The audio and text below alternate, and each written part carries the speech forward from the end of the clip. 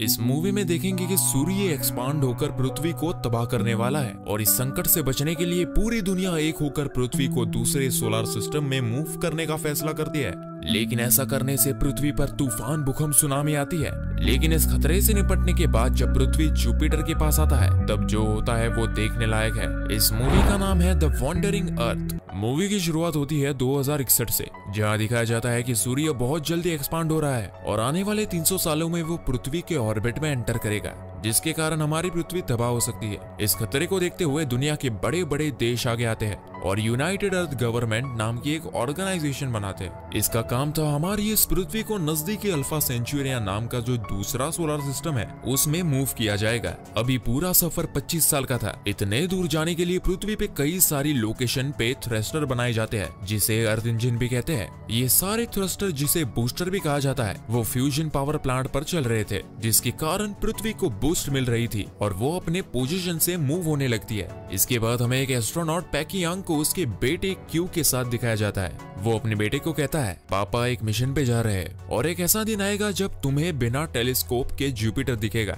उस दिन मैं वापस आ जाऊंगा। इसके बाद पैकी यांग स्पेस स्टेशन में अपने मिशन पर चला जाता है। उसने अपने बेटे को उसके नाना के पास सौंपा था। ये स्पेस स्टेशन दरअसल पृथ्वी का नेविगेशन सिस्टम था। मिशन शुरू होता है, लेकिन पृथ्वी के मूव करने के 2 साल बाद हमें उसके परिणाम दिखने लगते हैं। पृथ्वी जो खुद भी रोटेट होती थी, उसकी ये मूवमेंट बंद कर दी जाती है। लेकिन इसके परिणाम ये होता है कि पृथ्वी पे तूफान, सुनामी आने लगती है। इसलिए इंसान अंडरग्राउंड सिटी में रहने लगते हैं, लेकिन वहां पे भी जगह कम पड़ने लगती है। इसलिए कई सारे इंसान पृथ्वी की सतह पर रुकते हैं और इस तूफान के शिकार बन जाते हैं। इंसानों का पॉपुलेशन कम होने लगता है। आगे जैसे जैसे पृथ्वी सूरज से दूर चली जाती है, उसका वातावरण भी ठंडा होने लगता है और पृथ्वी की सतह बर्फ में जमने लगती है। क्यू अपने नाना के साथ तूफान से बचने के लिए अंडरग्राउंड सिटी में रहने लगता है। काफी सारा पॉपुलेशन पृथ्वी के नीचे अंडरग्राउंड सिटी में रह रहा था। अब 17 साल बीत जाते हैं और हम जुपिटर के करीब आते हैं। जुपिटर की खुद की ग्रेविटी बड़ी मात्रा में थी, जिसे यूज करके पृथ्वी के सफर में तेजी लाने का प्लान था।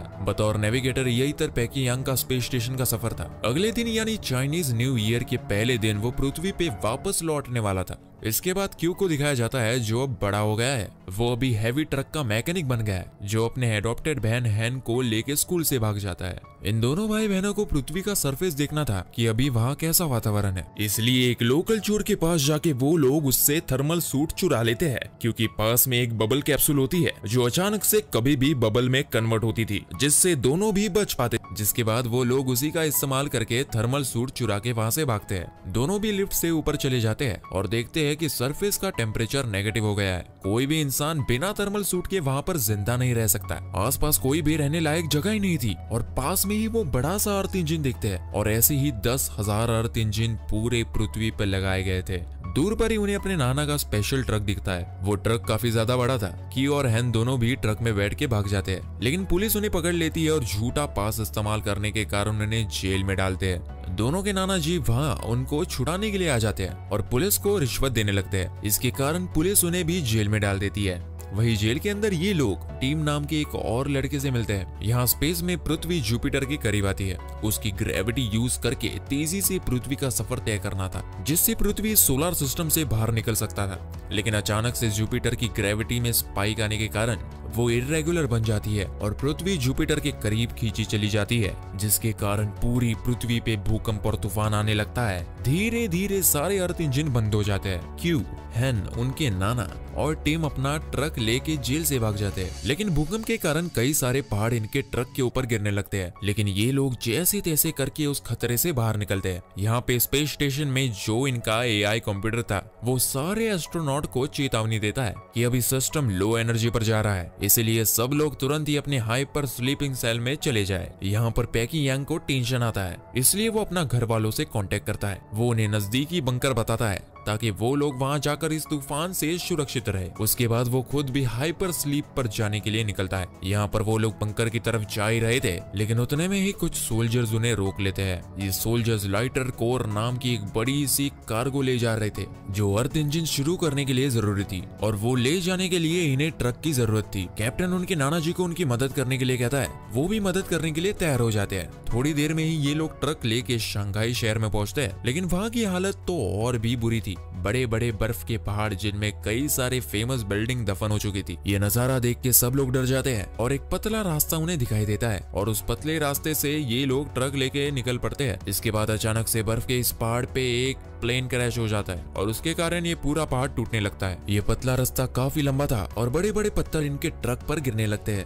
भागने का कोई भी रास्ता नहीं था, लेकिन तभी एक सोल्जर को एक बड़ी सी बिल्डिंग दिखती है तो वो लोग वहीं से ऊपर जाने का फैसला करते हैं। पहाड़ की चोटी पे जाने के लिए इनको 80 फ्लोर ऊपर चढ़ना था। कुछ सोल्जर्स ऊपर चढ़ जाते हैं और लिफ्ट के दरवाजे की मदद से बाकी सबको रेस्क्यू करने लगते हैं। क्यू, हैन और उनका कैप्टन ऊपर आ जाता है। इनके नाना जी, एक सोल्जर और लाइटर कोर अभी भी नीचे ही था। यहाँ पर बाकी के सोल्जर्स नाना जी, लाइटर कोर और उसके सोल्जर को ऊपर खींचने लगते हैं, लेकिन तभी वापस भूकंप के कारण बिल्डिंग बहुत जोरी से हिलने लगती है। तब तक वो लाइटर कोर तो ऊपर आ जाता है, लेकिन उसी चक्कर में नाना जी और वो सोल्जर नीचे अटक जाते हैं और लिफ्ट इन दोनों के ऊपर गिरने लगती है। लेकिन तभी वो सोल्जर अपनी जान की परवाह ना करते हुए सामने का जो लिफ्ट का दरवाजा रहता है उसे तोड़ता है और नाना जी को उस बीच वाले फ्लोर पर ही डाल देता है। लेकिन सोल्जर के ऊपर लिफ्ट गिर जाता है और वो मारा जाता है। नाना जी के हेलमेट भी लगभग टूट गया था और उन्हें पता था कि बचने का कोई भी रास्ता नहीं है, इसीलिए वो सीधा हेलमेट निकाल देते हैं और बर्फ में फ्रीज होके उसी वक्त मर जाते हैं। हैन और क्यू बहुत ही ज्यादा इमोशनल हो जाते हैं, लेकिन क्यू को उस कैप्टन के ऊपर बहुत गुस्सा आ रहा था क्योंकि उसने उसके नाना जी को बचाने में मदद नहीं की। जिसके बाद वो उस ग्रुप से अलग होता है। टीम भी उसके साथ ही निकल पड़ता है। सोल्जर भी लाइटर कोर को लेकर अपनी राह पर चल पड़ता है। यहाँ स्पेस स्टेशन में पैकी यांग स्लीपिंग सेल में कुछ गड़बड़ी करके उड़ जाता है। फिर वो सिस्टम चेक करता है और उसे पता चलता है कि उनका स्पेस स्टेशन पृथ्वी को छोड़ किसी और ही रास्ते पर जा रहा है। वही एआई सिस्टम को पता लगता है कि एक एस्ट्रोनॉट नींद से उड़ गया है, तो उसकी इस हरकत को रोकने के लिए वो उसके कलीग मैक्रो को उठाता है। मैक्रो पहले तो पैकियांग को समझाने की कोशिश करता है, फिर पैकियांग उसे बताता है कि स्पेस स्टेशन पृथ्वी को छोड़ के कहीं और चला जा रहा है, तो मैक्रो उसकी मदद करने लगता है। इन दोनों को कंट्रोल सेंटर जाना जरूरी था ताकि वो एआई सिस्टम को ओवरराइड कर सके, लेकिन स्पेस स्टेशन में कंट्रोल सेंटर ऊपर की तरफ था, जिसके लिए इन्हें स्पेस में जाकर ऊपर जाना था। दोनों भी अपना सूट पहन लेते हैं और बाहर की ओर चले जाते हैं। इन दोनों को बाहर की ओर जाते हुए देख एआई सिस्टम अपना सिक्योरिटी प्रोटोकॉल एक्टिवेट करता है। अब क्योंकि ये दोनों रूल के खिलाफ काम कर रहे हैं, इसलिए इस प्रोटोकॉल के अनुसार इन दोनों को भी मार डालना जरूरी था, तो वो बाहर से इन दोनों पे हमला करने लगता है। इस अटैक के कारण दोनों को काफी ज्यादा दिक्कत आती है। इसी अटैक में मैक्रो मारा जाता है। पैकियांग को अपना साथी खो जाने के लिए काफी दुख होता है, लेकिन थोड़ी देर के बाद वो कंट्रोल सेंटर में आता है, लेकिन वहां पर उसे पता लगता है कि उसके सारे अधिकार रद्द कर दिए गए हैं और अब वो इस मिशन को बदल नहीं सकता। यहाँ पर क्यू, हैन और टीम दोनों को भी अपने रास्ते में एक नया ट्रक दिखता है। वो लोग उस ट्रक में जाते हैं और उन्हें उस ट्रक में ली नाम का साइंटिस्ट मिलता है जो बहुत ज्यादा जख्मी था। ली उन्हें बताता है कि जुपिटर की ग्रेविटी अर्थ के एटमॉस्फेयर को अपने तरफ खींच रही है, इसके कारण कोई भी प्लेन हवा में उड़ नहीं सकता और इसी के कारण वो क्रैश हो गया है। आगे वो बताता है कि ट्रक में टॉर्क इंजन यानी बहुत बड़ा अर्थ इंजन जो उन्हें सुलावेसी इक्वेटर पर लेकर जाना है और वहाँ का मेन इंजन शुरू करना है। उस ट्रक को लेकर क्यू अपने घर लौट सकता था, लेकिन फिर भी वो ली की मदद करने का सोचता है और सब लोग सुलावेसी इक्वेटर पर जाने के लिए निकलते हैं। यहाँ पर पैकियांग एआई सिस्टम की कमांड को बदलने के लिए मेन कंप्यूटर रूम में जाता है, लेकिन तभी उसे एआई सिस्टम बताता है कि ये जो भी चेंजेस चल रहे हैं वो उसके खुद के नहीं है, बल्कि ये प्रोग्राम खुद यूनाइटेड अर्थ गवर्नमेंट ऑर्गेनाइजेशन का ही है। जब भी पृथ्वी को खतरा साबित होगा तब इस ऑर्गेनाइजेशन ने एक प्रोटोकॉल लिखा था कि पृथ्वी के लोगों की मदद उन्हें नहीं करनी है और स्पेस स्टेशन को एक रहने लायक प्लेनेट ढूंढते रहना है। स्पेस सेंटर में जरूरत की सारी चीजें हैं, जैसे कि फसलों के सैंपल और अलग अलग जानवरों के सैंपल। इतना ही नहीं, ह्यूमन एम्ब्रोज भी रखे हुए हैं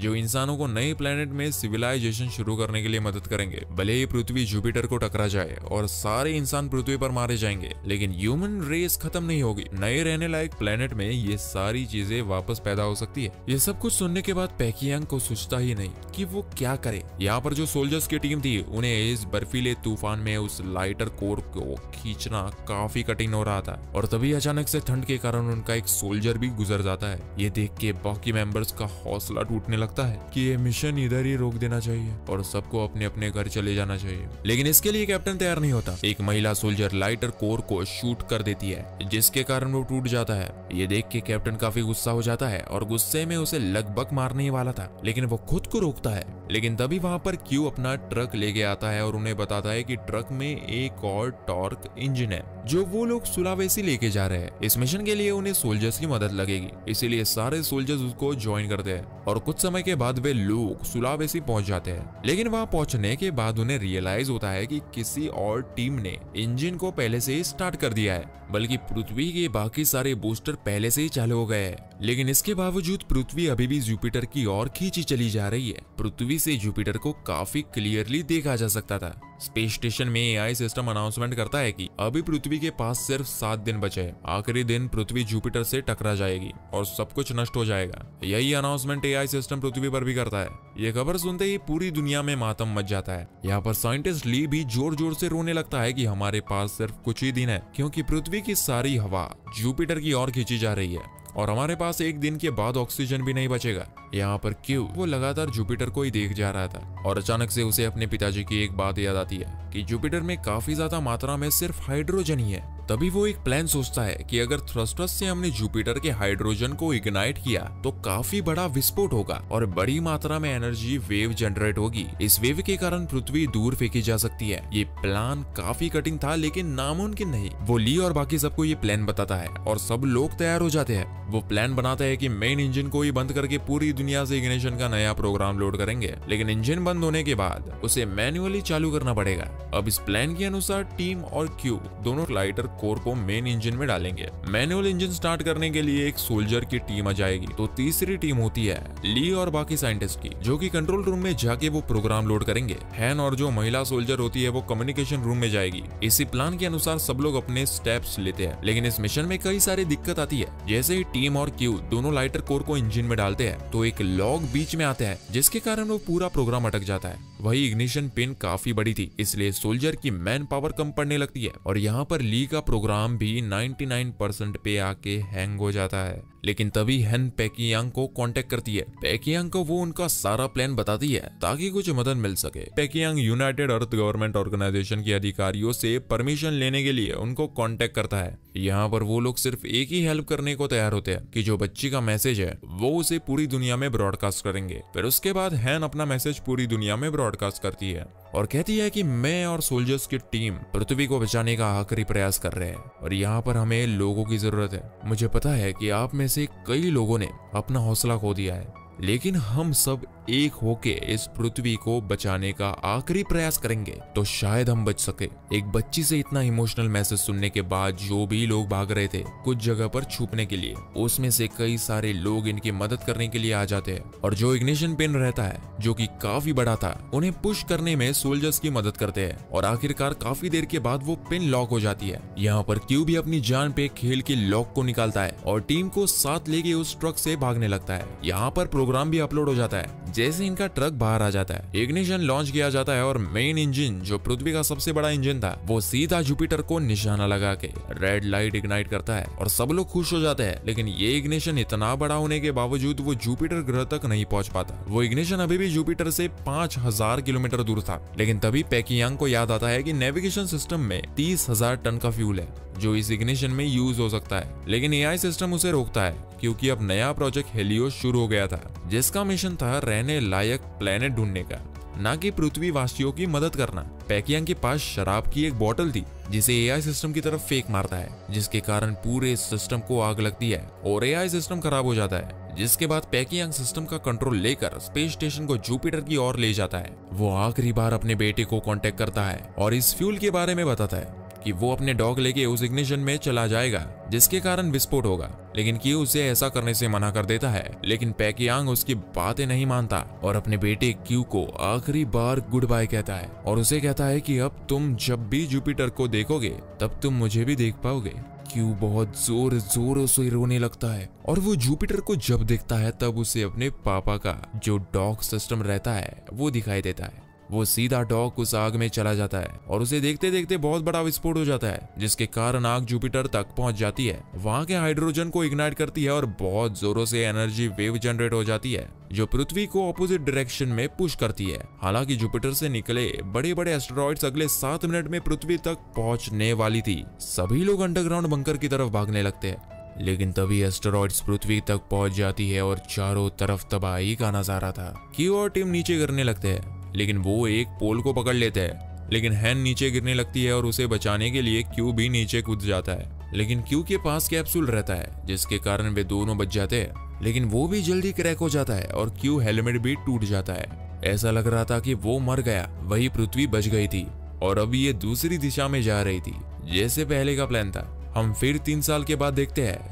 क्यू बच गया था, लेकिन उसके चेहरे पे बहुत बड़ी जख्म आई थी और दूसरी सोलर सिस्टम में जो जाने का ये जो मिशन का सफर है वो अभी भी जारी था। सब लोग अभी भी अंडरग्राउंड सुरक्षित रह रहे थे। क्यू जो है वो भी जूनियर ड्राइवर बन गया था और सब लोग उसे काफी रिस्पेक्ट के साथ देख रहे थे, जिसके साथ ही मूवी यही खत्म हो जाती है। दोस्तों कमेंट करके जरूर बताएं कि आपको हमारी एक्सप्लेनेशन और ये मूवी कैसी लगी, और अगर पसंद आए तो लाइक और शेयर जरूर कीजिएगा।